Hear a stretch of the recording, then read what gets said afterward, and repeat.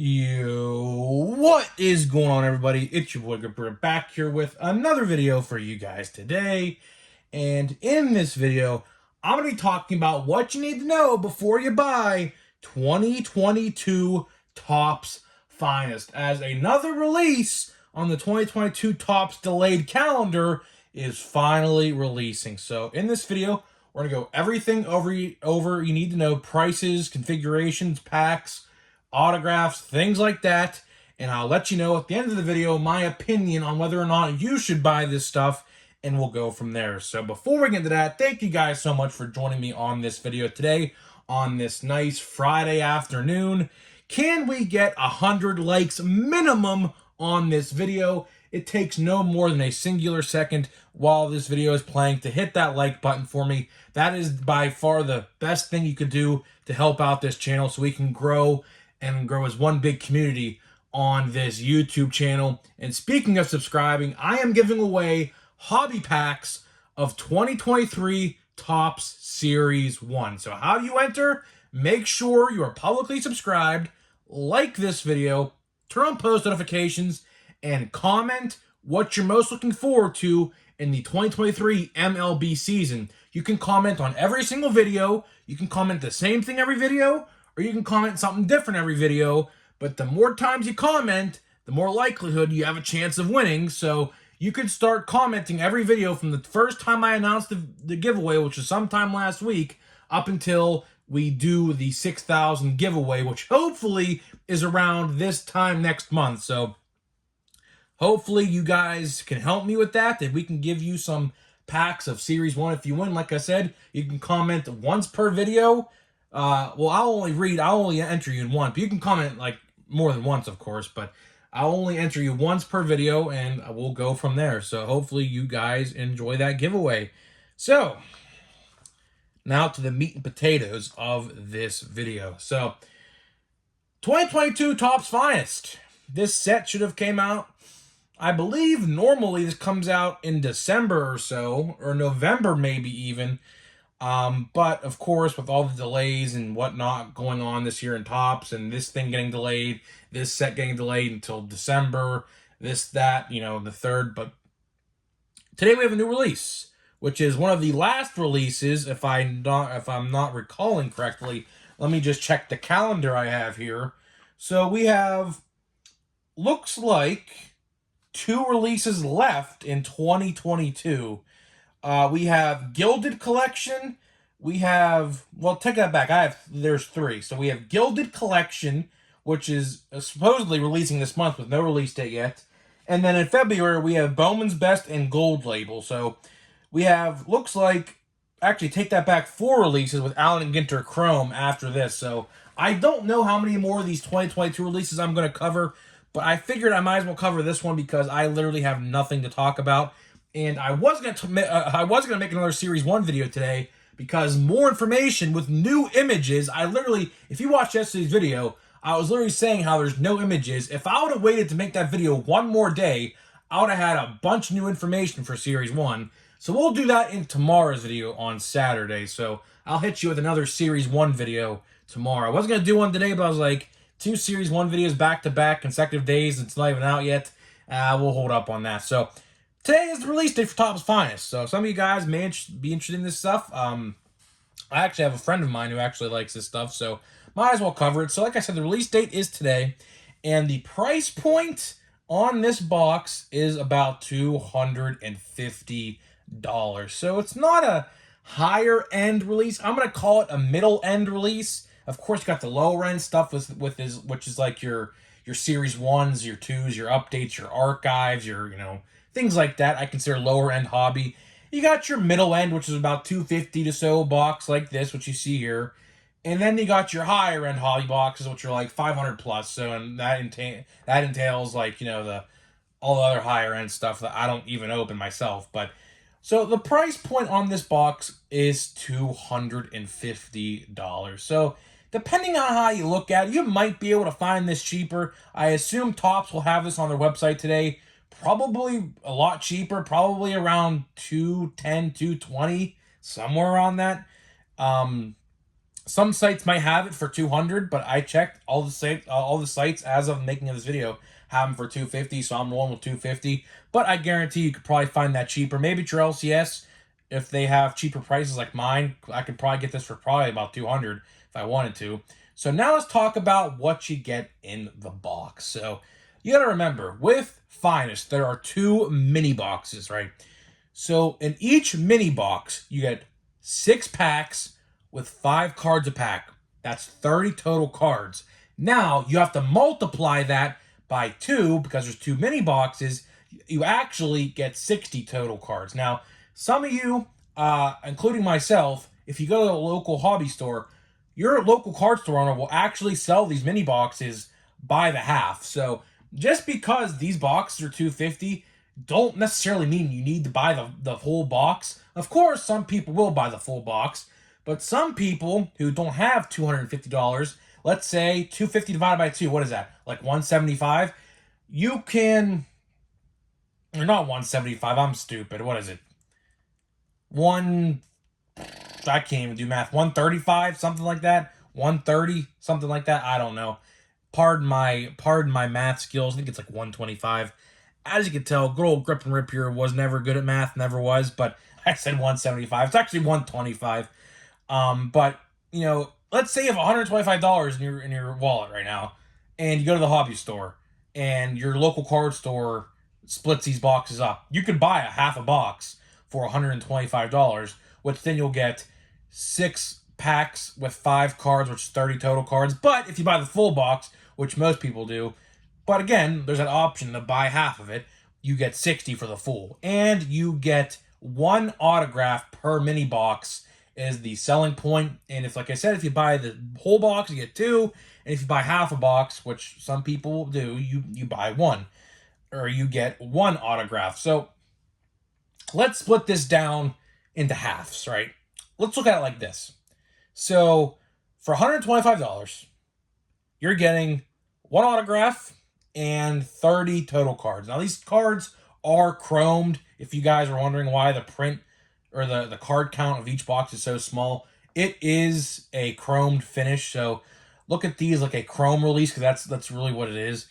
You know, 125 for 30 cards and an autograph, on card autograph, by the way. I mean, that's not a bad deal, but again, that's if you're buying a half. Now let's go in with the whole. So for 250, 2 autographs, 60 total cards. I mean that's not a bad deal per se. I mean, I'm not totally against it, but you know, with other releases coming out in the not so distant future, 250. I mean, 250 to you might be cheap. 250 to some people like me who's in college, a full-time college student, that's a lot of money.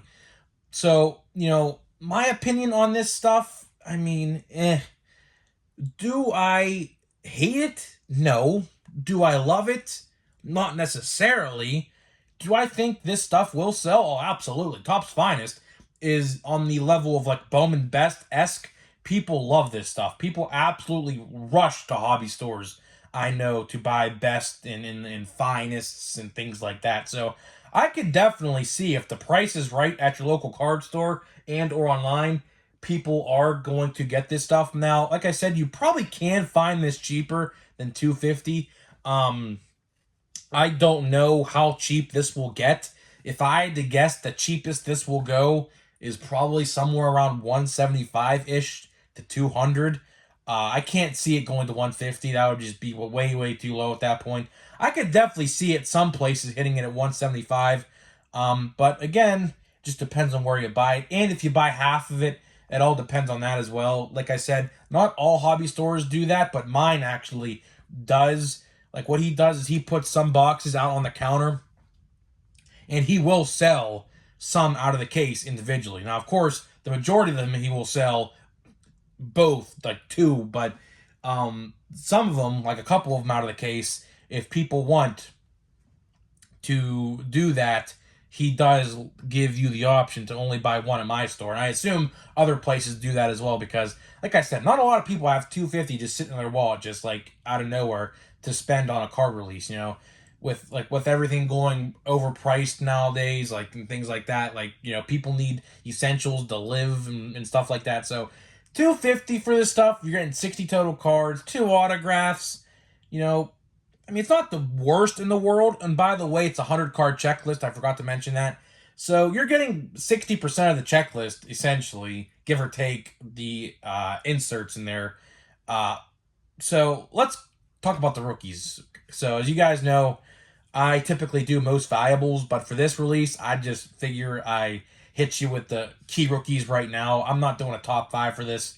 So we got Julio Rodriguez, Wander Franco, Bobby Witt Jr., Jeremy Pena, O'Neal Cruz, Spencer Torkelson, C.J. Abrams, Royce Lewis, Hunter Green, and Brandon Marsh. Now, the website did not say Seiya Suzuki was in here, which I find interesting.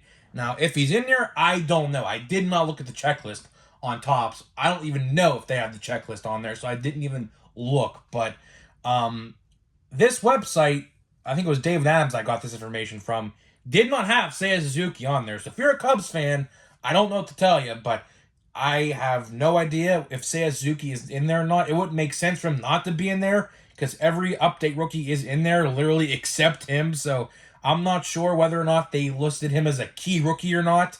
But they listed Royce Lewis and Brandon Marsh as key rookies. So I would assume if he was in there, they would have put him in the key rookie section. Because let's be honest now, like Royce Lewis isn't that collectible. Although he was the first overall pick into like 2017 or whatever.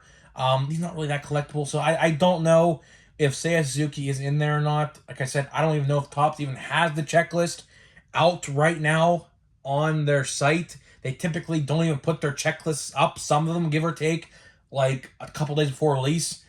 Some they actually put after the release dates, and some they put well and before.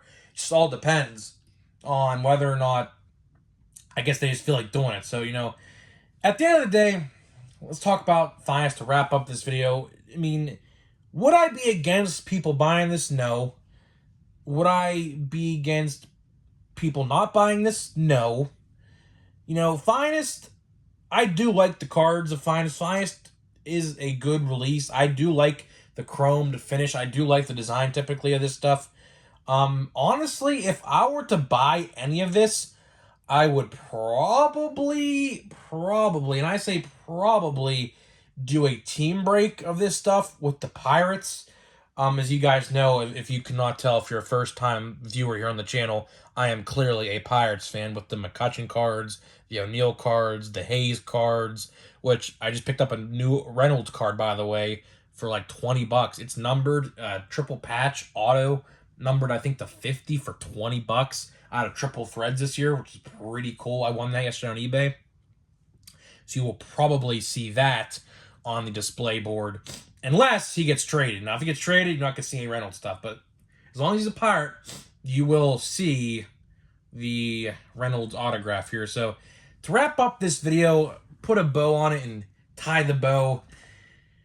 If you get Finest, it's not the end of the world. I mean, $250 for 2 autographs, 60 cards may seem steep to some people. Other people may not seem so steep. In my case, I'm not going to buy one of these boxes. I am full hands on deck with Series 1 in a couple of weeks here. We are, what? No more than like 25 days away or so. 26 days from Series 1 hitting hobby shelves. So that is where I'm gearing my attention towards now. I said, and you can quote me on this, I said this like right when the new year started, I'm not buying any sports cards unless it's a single, which I did. I bought a Reynolds one until Series 1 comes out. I'm not buying anything hobby related unless I can find, there's a big unless, I can find WWE Chronicles blaster boxes. Apparently they're hitting retail shelves next week at Walmart Restocks and Target Restocks. So I will maybe buy one of them because I really do like what Panini is doing with their WWE Chronicles release.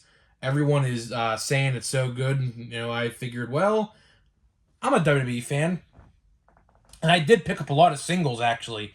I have been doing some eBay shopping for WWE Chronicles singles, as well as I went to that card store this past weekend, and I did find a lot of Chronicles singles there as well I picked up. So to wrap up this video, should you buy Chronicles? Well, I'm going to leave that up to you. See, this is what I call a middle of the road release. Now, what do I mean by that? Some positives, some negatives with this stuff. Negatives, obviously, the price. $250, 60 cards, 2 autographs. Now, granted, the autograph checklist is decent. I actually did see a checklist, I believe, where was it? I think David Adams actually had it posted. So the checklist isn't bad in terms of autographs, but there's a lot of rookies on there. There's quite a bit of rookies, and Topps loves doing their rookie autographs. Why, you may ask? Well, because they're the cheapest to sign to a deal to sign autographs rather than a Mike Trout or a Shohei Ohtani or things like that. So that's why a lot of rookies that you wouldn't expect to see in a release like this are in there. But of course, there is probably one big hit in each case of this stuff, so there is a possibility you pulling a great card. It's just you're gonna have to spend probably a lot of money to actually probably pull that card. So I call this a middle of the road release. Like I said, some positives, some negatives with this stuff. I'll leave the decision up to you. I'm personally not buying any. Like I said, all of my eyes right now are on Series 1. Series 1, it looks like, is going to be releasing February 15th. Because like I said, there's new information that just dropped about it. I was going to make a video about that, but I figured I'd rather do this instead. So that way I could do Series 1 video update video tomorrow. Because I just made a Series 1 video yesterday, which if you missed it, go check it out. I said I have high expectations for Series 1, and I mean that when I say it. And the article that just dropped today with new information with Series 1 even hyped my expectations even more because they released a lot more information with this stuff that a lot of us didn't know about yet. So with that being said, let's get to the fire packs. I don't know how many packs we have left of this stuff. I think quite a bit. I don't know what I'm going to open after this box. If my math adds up, if I open the rest of this for 2 packs a day and like a Stadium Club hobby box I have right here next to me, we will be right there a day before Series 1 comes out with those 2 boxes completed. So that's the goal, is to open those 2 boxes up before Series 1, because when Series 1 comes out, 2022 product is pretty much going to be non-existent on the channel. I don't think. I'm not going to open any more stuff unless, I have a Bowman draft box here and like a museum box. I probably will open them. But aside from that, literally, I don't think anything else I'm going to get open for 2022. So we have Xander Bogaerts. Sorry, Red Sox fan. That's probably a sore sight to see. Jack Flaherty. We got Jorge Soler. We got Crawford. We got Lars Nootbaar. And Jake McCarthy. That pack, probably like a 1 out of 10. 2 out of 10. Seriously. No offense to Lars Nootbaar or Jake McCarthy, but this pack was bad. This pack was probably the worst pack in the box. Let's see if we can redeem ourselves. Let's see if we can redeem ourselves here with this second pack. Hopefully we can. Yesterday's packs, along with the day before, were really good. If you missed it, I pulled this Bobby Witt Jr. red, not numbered or nothing. This card I said was like $20 in the video. It turns out it's like $5. I had no idea. I thought it was like a $20 card, but I guess not. So let's see what else we got here in store for us in this box. So we got Luis Castillo. We got Bo Bichette. We got Jose Abreu, who I believe is now on, the Astros, I think. We got this on fire, Joey Votto. Insert on fire. Is that Pavin Smith? I think it is. Kevin Smith, and then Tariq Skubal. So that pack honestly was not much better. I will rate this pack probably a 3 out of 10 for this Joey Votto fire die cut insert card. But aside from that, those 2 packs were hot garbage. So guys, to wrap up this video, let me know if you're buying Topps Finest, and if you are, how much do you plan on buying of it? And I'll see you guys in the next video.